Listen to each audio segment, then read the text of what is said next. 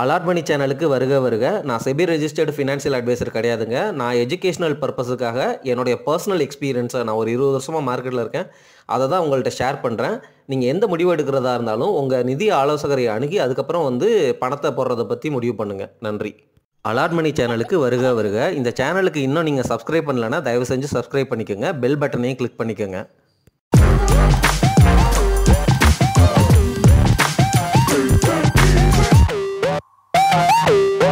அனைவருக்கும் வணக்கம். இந்த வீடியோ பதிவில் ஒரு நிதர்சனமான உண்மையை உடச்சி பேசிடலான்னு வந்திருக்கிறேங்க. என்ன உண்மை அப்படின்னா, நம்ம எல்லாத்துக்கும் ஸ்டாக் மார்க்கெட்டை பற்றி நிறைய விஷயம் தெரியவே தெரியாது. 1% தெரியுமா அப்படின்னு கேட்டால் கண்டிப்பாக நமக்கு தெரியாது அப்படிங்கிறது தான் உண்மை. அதை நம்ம ஒத்துக்கணும். நம்ம எல்லாருமே கடலில் நீச்சல் அடிக்கணும்னு ஆசைப்பட்டு இம்மீடியட்டாகவே குதிச்சிடுறோம். சரிங்களா? லைஃப் ஜாக்கெட் எதுவுமே கிடையாது, நமக்கு நீச்சலும் தெரியாது, ஆனால் கடலில் குதிச்சிடுறோம். அப்படி குதிப்ப மாதிரியே குதிக்க மாட்டோம். ஆனால் ஸ்டாக் மார்க்கெட்டில் எல்லாருமே இன்வெஸ்ட்மெண்ட் அப்படி தான் பண்ணிகிட்ருக்கோம் அப்படிங்கிறது தான் நிதர்சன உண்மை. ஏன் அப்படி சொல்கிறேன் அப்படின்னா, நம்ம ஸ்டாக் விலையை பார்த்து வாங்குகிறோம். டிமாண்ட் சப்ளையில் ஏதாவது லாபம் கிடைச்சா விற்றுட்டு வர்ற ட்ரை பண்ணுறோம். புல் மார்க்கெட்டில் எல்லா ஸ்டாக்குமே மேலே போகும். சரிங்களா? பியர் மார்க்கெட்டில் தான் நல்ல ஸ்டாக்கு கூட கீழே வரும். சரி, இப்போ என்ன தான் பண்ணுறது இதுக்கு அப்படின்னு கேட்டால், நம்ம பண்ணுற தவறுகள்லாம் பண்ணக்கூடாது அப்படிங்கிறதுக்கு தான் நான் தொடர்ந்து பேசிக்கிட்டே வர்றேன். பிபை ரேஷியோனா என்ன, இபிஎஸ்னா என்ன, quality circle, top level analysis, bottom level analysis. நீங்கள் ஸ்டாக்கு வாங்கலை, ஒரு பிஸ்னஸை வாங்குறீங்கன்னு தொடர்ந்து பேசிகிட்டு இருக்கிறேன். இதை நீங்கள் உணர்றீங்களா அப்படின்னு தெரியல. அதனால தான் நான் சொல்லிகிட்டு இருக்கிறேன். தொடர்ந்து நம்ம அப் டு டேட்டாக மார்க்கெட்டில் இருக்கணும். நம்மளுடைய நாலேஜை வளர்த்துக்கணும். ஒரு பிஸ்னஸ் நம்ம வீட்டை எப்படி ரன் பண்ணுறோமோ அதே மாதிரி தான் கிட்டத்தட்ட ஒரு பிஸ்னஸை நீங்கள் அப்படியே விஷன் பண்ண ஆரம்பிச்சிட்டிங்க.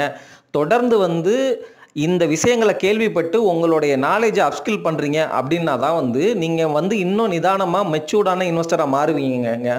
அப்போ தான் உங்களால் நிறையா பணம் சம்பாதிக்க முடியும். ஸ்டாக் மார்க்கெட்டில் நிஜமாலுமே நீங்கள் நிறைய பணம் சம்பாதிக்கலாம். ஆனால் எவ்வளவுக்கு எவ்வளவு உங்களுக்கு நாலேஜ் ஸ்கில் இருக்கோ அதை பொறுத்து தான் அமையும். ஏன் அப்படின்னா, நான் குவாலிட்டி சர்க்கிள்னு பேசிட்டு வர்றேன். ஏன் அப்படி பேசுகிறேன் அப்படின்னா, ரிஸ்க்கை குறைக்கிறதுக்கு இந்த குவாலிட்டி சர்க்கிள் உதவும். நீங்கள் குவாலிட்டி சர்க்கிள்குள்ளே நல்ல நாலேஜபிளான இன்வெஸ்டராக இருந்துமே எல்லா அனாலிசிஸும் பண்ணிவிட்டு நீங்கள் அந்த ஸ்டாக்கை வாங்குவீங்க.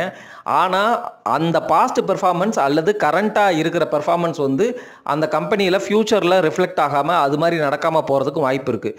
ஸோ மினிமமாக நம்ம ரிஸ்க் எடுக்கிறோம். அதுக்கு ப்ளூ சிப்பு, இடிஎஃப் அப்படின்னு போயிட்டே இருக்கிறோம். சரி, இந்த நிதர்சன உண்மைனாலும் நம்ம எல்லாருக்குமே காசு சம்பாதிக்கணுங்கிற ஆசை இருக்குது. அப்போ என்ன தான் பண்ணுறது அப்படின்னு கேட்டால் ஒன்றுமே இல்லை. ஒரு கம்பெனியோடைய ஆனுவல் ரிப்போர்ட்டை உங்களால் படிக்க முடியுதா அப்படின்னு பாருங்கள். சரிங்களா? அந்த ஆனுவல் ரிப்போர்ட்டில் எந்த செக்ஷன் படிக்கணும், எந்த செக்ஷன் படிக்கக்கூடாது அப்படிங்கிறத பாருங்கள். அந்த பிஸ்னஸ் உங்களுக்கு புரியுதா அப்படிங்கிறத பாருங்கள். அதுக்கப்புறம் தான் நீங்கள் அந்த ஸ்டாக்கே வாங்கணும். நீங்கள் 30-40 ஸ்டாக் யாரோ சொல்கிறாங்க, நான் பாசிட்டிவாக பேசுகிறேன், அல்லது ஆனந்த் ஸ்ரீனிவாசன் சார் பாசிட்டிவாக பேசுகிறாங்க அப்படிங்கிறதுக்காகலாம் வாங்கவே கூடாதுங்க. உங்களுடைய லைஃபு, உங்களுடைய இன்கம்மு, உங்களுடைய ப்ரைமரி ஸ்கில் அப்படிங்கிறது ஒரு ஸ்கில்லாக இருக்கும். அதிலிருந்து உங்களுக்கு இன்கம் வரும். அந்த இன்கமில் ஒரு போர்ஷனை ஸ்டாக் மார்க்கெட்டுக்கு கொண்டு வர்றீங்க. நீங்கள் சேஃபாக இண்டெக்ஸ் இடிஎஃப்லேயே போட்டுட்டு வாங்க. சரிங்களா? இண்டெக்ஸ் இடிஎஃப்பில் போட்டுகிட்டே வர்ற நீங்கள் ஒரு கோர் ப்ளூ சிப் ஸ்டாக்கை நிஃப்டி 50க்குள்ளே எப்படி ஈஸியாக கண்டுபிடிக்கிறது அப்படின்லாம் நான் பேசியிருக்கிறேன். அந்த ஸ்ட்ராட்டஜியெல்லாம் நீங்கள் பழைய வீடியோக்கள்லாம் நீங்கள் பார்க்குறது இல்லை அப்படிங்கிறது க்ளீனாக தெரியுது. என்னுடைய பழைய வீடியோக்களில் நீங்கள் கொஞ்சம் கொஞ்சம் டைம் கிடைக்கும் போது ஸ்பெண்ட் பண்ணி பாருங்கள். உங்களுக்கு புது பாயிண்ட் கிடைக்கும். என்ன அப்படின்னா, எனக்கே கூட இப்போ ஒரு எக்ஸ்பீரியன்ஸ்டு ஒரு நீண்டகால முதலீட்டாளர் என்கிட்ட ஒரு 100 பாயிண்ட் பேசுகிறாருன்னு வச்சுக்கோங்களேன். எனக்கு ஒரு 10 பாயிண்ட் தெரிஞ்சிருக்கும். ஆனால் அவர் சொல்கிற ரிமைனிங் 90 பாயிண்டில் எனக்கு இன்னும் ஒரு 10 பாயிண்ட் நல்ல புதுசான ஐடியாவாக தெரியும். ஆனால் அவர் சொல்கிற ரிமைனிங் அந்த 80 பாயிண்ட் இருக்குல்ல, அந்த 80 பாயிண்ட்டும் அவர் உணர்ந்து அதிலிருந்து நமக்கு சொல்கிறாரு. ஆனால் அந்த 80 பாயிண்ட்டும் நம்ம தலைக்குள்ளே உள்ளே போகலை, நம்ம இன்னும் உணரவே இல்லை. அதுதான் நமக்கு நடந்துகிட்ருக்கு.